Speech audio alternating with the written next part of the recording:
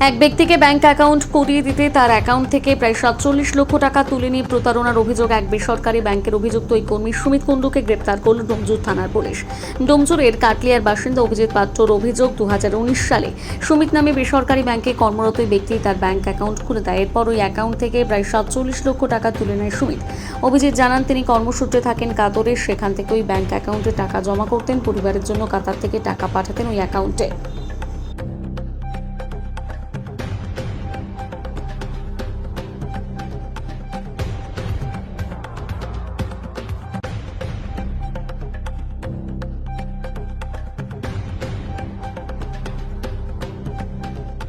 করেছে কি বলবেন? দেখুন, ও এই রকম ধরনের মেন্টালিটি বা টেন্ডেন্সি বিগত বেশ কয়েক বছর ধরেই পুরো গ্রামবাসীর সামনে আসছে, কিন্তু গ্রামবাসীরা এইসব ঝামেলায় জড়াতে চায় না, কারণ তারা সাদাসিধে দিন আনা দিন খাওয়া মানুষ। তাদের সাথেও এরকম অনেক করেছে, কিন্তু যেহেতু তারা এইসব ঝামেলার মধ্যে জড়াতে চায় না, আর এইসব ঝামেলা যেহেতু তো এক্সপেন্সিভ, মানে অনেক টাকা খরচ করতে হবে, কোর্ট কাছারি থানা পুলিশ করতে হবে, সেই হ্যারাসমেন্টটা তারা হতে চায় না। সেই হিসাবে তারা কোনোরকমভাবে এর মধ্যে জড়িত হতে চায়নি বা কিছু বলতে চায়নি। কিন্তু এরকম দীর্ঘদিন ধরেই এরকম দিনের পর দিন বহু মানুষের সাথে এরকম ফ্রড কেসও করে এসেছে, বহু মানুষের চোখের জল ফেলিয়েছে, আর বহু মানুষের টাকাও আত্মসাৎ করেছে। আপনার সাথে কিছু হয়েছিল? আমার সাথেও হয়েছে, তো বেশ সেটা প্রায় 8-10 বছর আগেকার ঘটনা। সেই জন্য আমি সেই ব্যাপারটা নিয়ে আর কোনো হাইলাইট করতে চাইছি না। আর তার যেগুলো এভিডেন্সগুলো ছিল, সেই এভিডেন্সগুলো আমার কাছে নষ্ট হয়ে গেছে। তো সেই হিসাবে আমি এভিডেন্স যদি দেখাতে পারবো না, তো এই নিয়ে আমি কিছু বলতে চাইছি না। কিন্তু আমিও একজন এফেক্টেড মানুষ। তোমার নাম? শুভজিৎ ঘোষ। হাওড়ায় তো আপনার বাড়ি ডোমজুর থানায়। হ্যাঁ। কি ঘটনা ঘটেছে আপনার সাথে? আমার নাম অভিজিৎ পাত্র। আচ্ছা, আমি 2019-এ বাড়িতে আসি। আমারই গ্রামের ছেলে একটা সুমিত কুণ্ডু নামে ব্যাংকে চাকরি করতো, এক্সিস ব্যাংক ডোমজুরে চাকরি করতো। সুমিত কুণ্ডু বলেছিল একটা তোমার অ্যাকাউন্ট করে দেবো, তো ব্যাংক থেকে অনেক কিছু ফ্যাসিলিটি দেবো। তো সেই হিসাবেতে আমি একটা ওনার কাছে অ্যাকাউন্ট করি। অ্যাকাউন্ট করে 2019-এ আমি চলে যাই। 2019 থেকে 2024 আগস্ট পর্যন্ত আমি ছিলাম না, মানে কাতারেতেই ছিলাম কাজে এতে।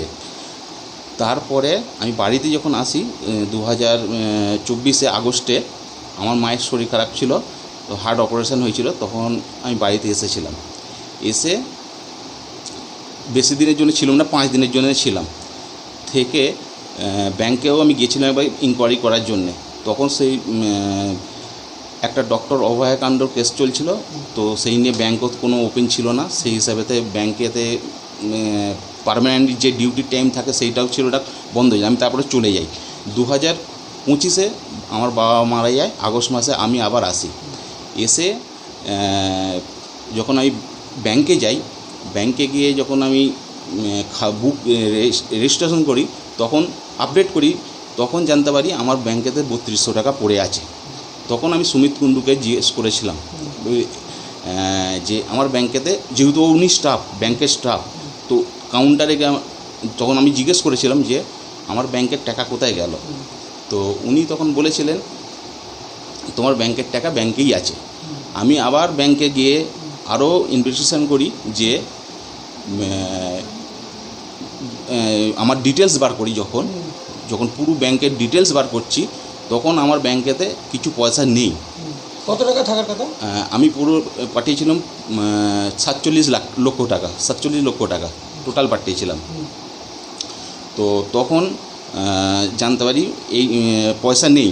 তখন আমি আরও ডিটেলস যখন ব্যাংক থেকে স্টেটমেন্ট পাচ্ছি, ব্যাংকে আমার মোবাইল নম্বর চেঞ্জ করে দিয়েছে, সুমিত কুণ্ডু নিজের মোবাইল নম্বর আপডেট করেছে, এটিএম কার্ড আপডেট করেছে, চেকবুক আপডেট করেছে, সব কিছু আপডেট করে উনি পয়সা বার করেছেন।